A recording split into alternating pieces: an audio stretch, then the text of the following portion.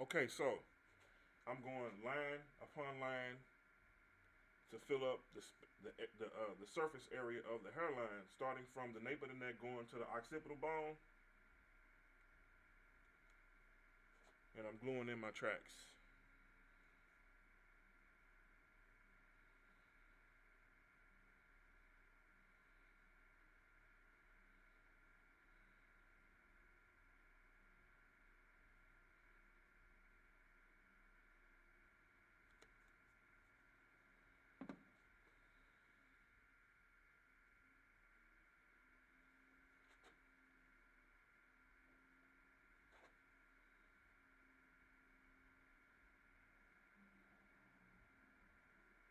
I think I want to give her some Chinese bangs, so I'm going track by track.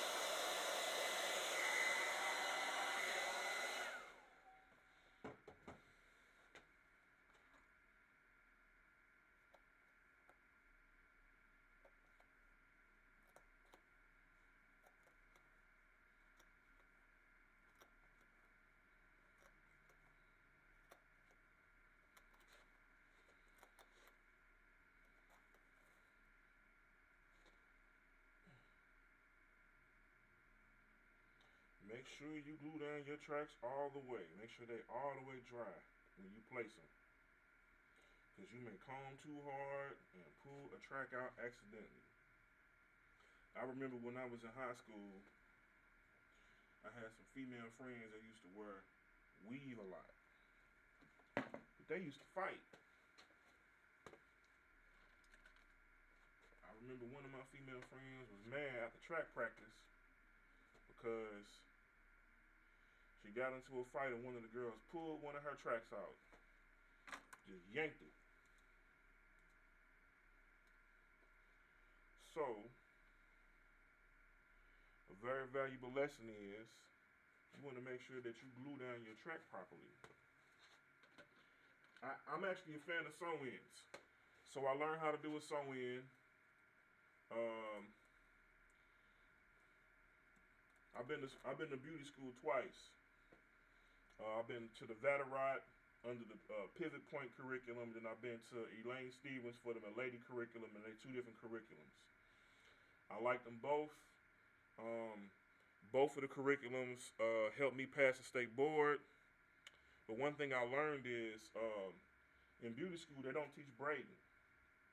So I started off as an actual hair braider. Believe it or not, my big 6'3", 200 some odd pound with big hands learned how to braid hair and learned how to do it pretty well to make some side money when I was coming up in high school. On top of having a regular job, I used to do comb twist and certain type of braids on my female friends and my homeboys just to make a little side money and cut hair back in high school. So in beauty school, they don't really teach how to braid hair. And I think like if you are our ethnicity, that's probably step one for getting into the beauty industry is having a hair braiding license and being able to know how to braid. Because while you're in beauty school, you're able to feed yourself. Um, I started off as a braider. I worked at African Euphoria at Northwest Plaza doing micro braids. I don't do micro braids no more, but I done done quite a few heads of micro braids with a partner because they used to put two of us together and we used to sit and braid her for hours and switch. So they used to rotate people. I learned how to do Senegalese twists. I learned how to do box braids. I learned how to do lock extensions and new locks.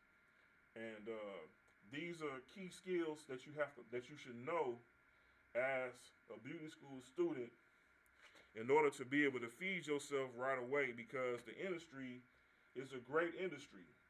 You know, there's a lot of money in the industry.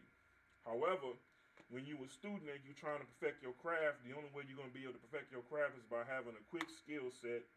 But when your stomach is hungry and you don't have no food in your cupboard, where you can get straight to it, you can get straight to a client that want their hair done, and you can get straight to it where you can support yourself from it. That's why knowing how to braid is important. Box braids, new locks, Senegalese twist, lock extensions. Those don't you learn those four things while you in beauty school, while you learning how to pass your state boards, you can feed yourself right away from those particular things. So, I love sew-ins. I learned how to do a sew-in. The first time I did a sew-in was 2007.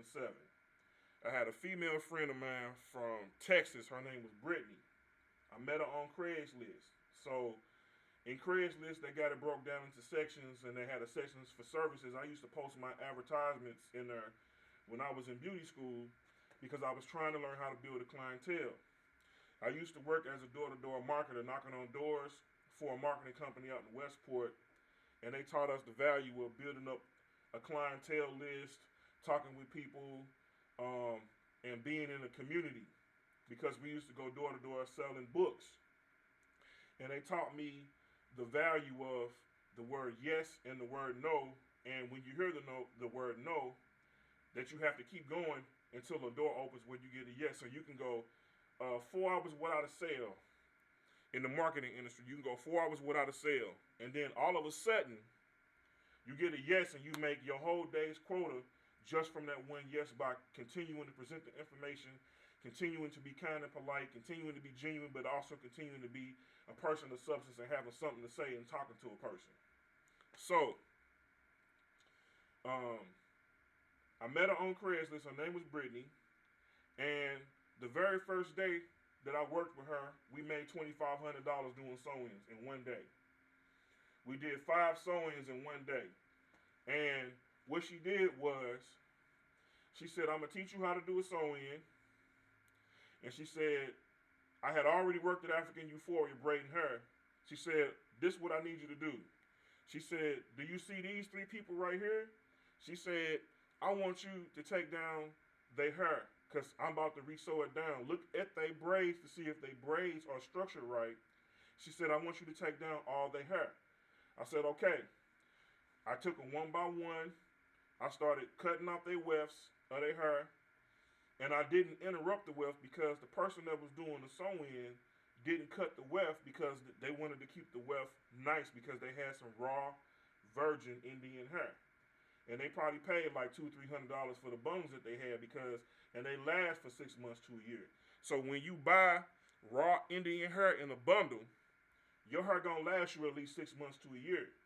You will be able to, co-wash it using shampoo and conditioner. You will be able to wash it out real good, and then you will be able to hang it up, and you'll be able to keep it for 6 months to a year with using raw, virgin, Brazilian, Indian, or Malaysian hair. Okay? You're going to pay probably about $300 for about 3 bundles. All right? So, when I was doing the sew-in,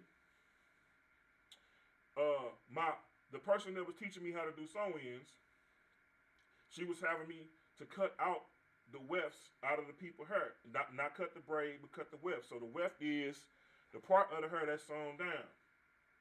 They was having me to cut it out. So I was actually cutting the thread. So the sewing thread looked like this.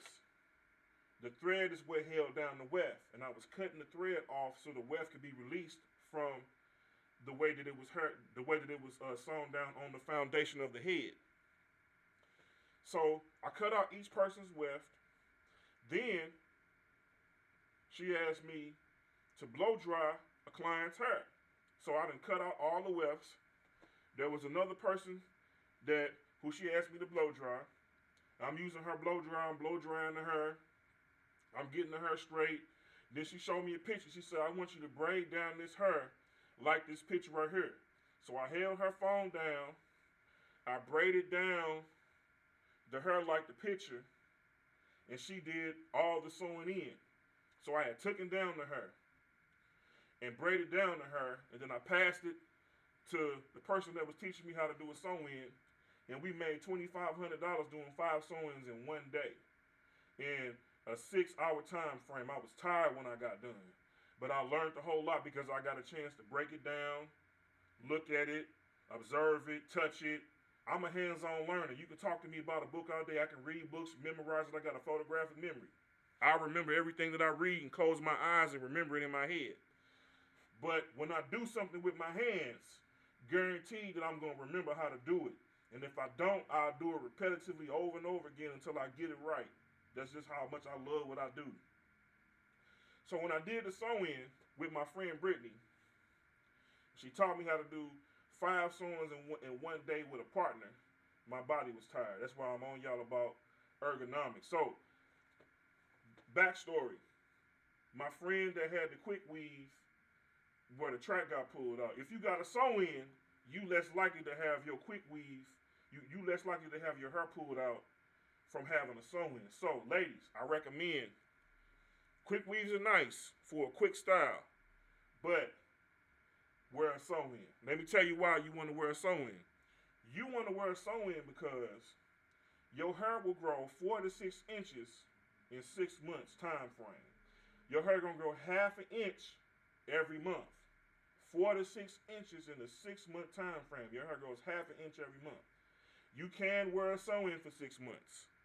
You can wear a sew-in for 6 months. But this how you gotta do it.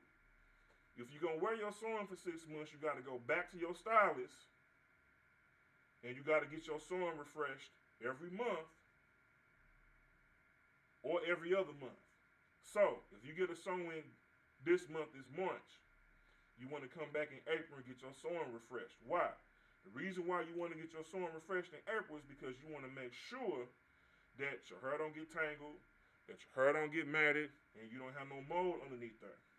I had a lady friend of mine, and I crack jokes about it, but this is like real serious though. She went to a stylist and she wore her sew-in for 6 months. She never went back to get it refreshed, and she was crying. And I said, "What's wrong?" And she said, "I need your help." So I go in to help her. Immediately when I walked through her door, I smelled this foul odor and it was real musty. And I almost threw up when I smelled it. And as I was listening to her talk, I noticed something under her hairline. And I said, what did you do? She said, "Don't be mad at me." And I said, what did you do? She said, "I wore my sewing for 6 months, but I did not go back to my stylist. And I put a glove on and I lifted up her hairline and she had mold on her braids." That's why it's very important, ladies. It's very important when you get a sew-in that you go back to your stylist every month to get your sewing refreshed. You get your